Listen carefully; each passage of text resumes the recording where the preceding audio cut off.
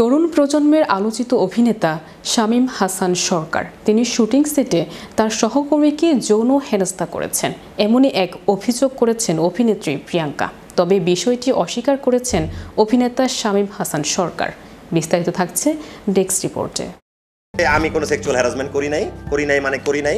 যদি তরুণ প্রজন্মের আলোচিত অভিনেতা শামীম হাসান সরকার তিনি শুটিং সেটে তার সহকর্মীকে যৌন হেনস্থা করেছেন এমনই এক অভিযোগ করেছেন অভিনেত্রী প্রিয়াঙ্কা। তবে বিষয়টি অস্বীকার করেছেন অভিনেতা শামীম হাসান সরকার। ছোট পর্দার অভিনেতা শামীম হাসান সরকারের বিরুদ্ধে ধর্ষণের হুমকির অভিযোগ করেছেন অভিনেত্রী প্রিয়াঙ্কা।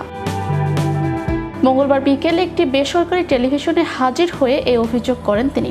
এরপর রাত 9:30টার দিকে সংবাদ সম্মেলন করে বিষয়টি নিয়ে কথা বলেন শামীম হাসান। অভিনেতার দাবি, প্রিয়াঙ্কা তার বিরুদ্ধে যে অভিযোগ করেছেন বিষয়টি সঠিক নয়। শামীম হাসান বলেন, যিনি আমার বিরুদ্ধে এমন অভিযোগ দিলেন তিনি আগের লটেও আমার সঙ্গে কাজ করেছেন। আমাদের মধ্যে কোনো শত্রুতা নেই। গত পরশুদিন থেকে এই লটের শুটিং শুরু হয়েছে। সেটে সেই রিলস ও টিকটক নিয়েই ব্যস্ত হয়ে পড়েন তিনি। এ সময় আমি অনেকটা রাগ করেই বলেছি, যদি রিলস বানাতেই হয় তাহলে বাইরে সেটা করো, শুটিং সেটে এসব চলবে না। শুধু এতটুকুই। শুধু ধর্ষণের হুমকি নয়, শামীম হাসানের বিরুদ্ধে মাদক সেবনের অভিযোগও তুলেছেন প্রিয়াঙ্কা। এই বিষয়টি তুলে শামীম হাসান বলেন, মাদক সেবনের অভিযোগ আরও গুরুতর। আমাদের দোলনচাপা শুটিং হাউসে সব জায়গায় সিসিটিভি আছে, আপনারা চাইলে আমি সেগুলো আপনাদের দিতে পারি। যদি কেউ প্রমাণ করতে পারে আমি মিডিয়া ছেড়ে দেব। এছাড়া অভিনেত্রীর গায়ে হাত তোলার বিষয়ে তিনি বলেন, আমার ক্যারিয়ার আজ 10 বছর হলো। আমার অভিনয় জীবনে আমি কারো ওপর হাত তুলিনি। তাহলে তিনি এমন অভিযোগ করেন কি করে? আমার বাসায় আমার মা বোন আছে।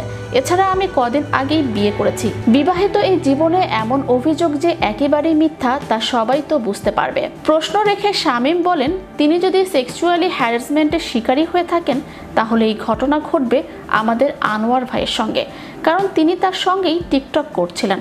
আমার সঙ্গে তো এমন ঘটনা ঘটার কথাই না। তাহলে তিনি আমার বিরুদ্ধে এই ধরনের অভিযোগ তুললেন কিভাবে? পরবর্তী পদক্ষেপ নিয়ে শামীম বলেন, একটা মিথ্যা অভিযোগ যেহেতু উঠেছে আমাকে তো ব্যবস্থা নিতেই হবে। একটা মিথ্যা বিষয় আমি কখনো ছেড়ে দেব না। আগে আমার পরিবার, শিল্পী ও সংগঠনের সঙ্গে কথা বলে যদি তারা আইনি ব্যবস্থা নিতে বলেন তাহলে সেটাই করব। মেয়েটাকে সরি বলার জন্য আমি চ্যানেল ইউরোপ বিনোদন ডেস্ক। সকালে যাচ্ছা আর্টিস্ট সিকিউরিটিতে জানা যদি আমাদের একসাথে চা খায় আমরা যদি মেয়েটার সাথে কথা বলা যায়।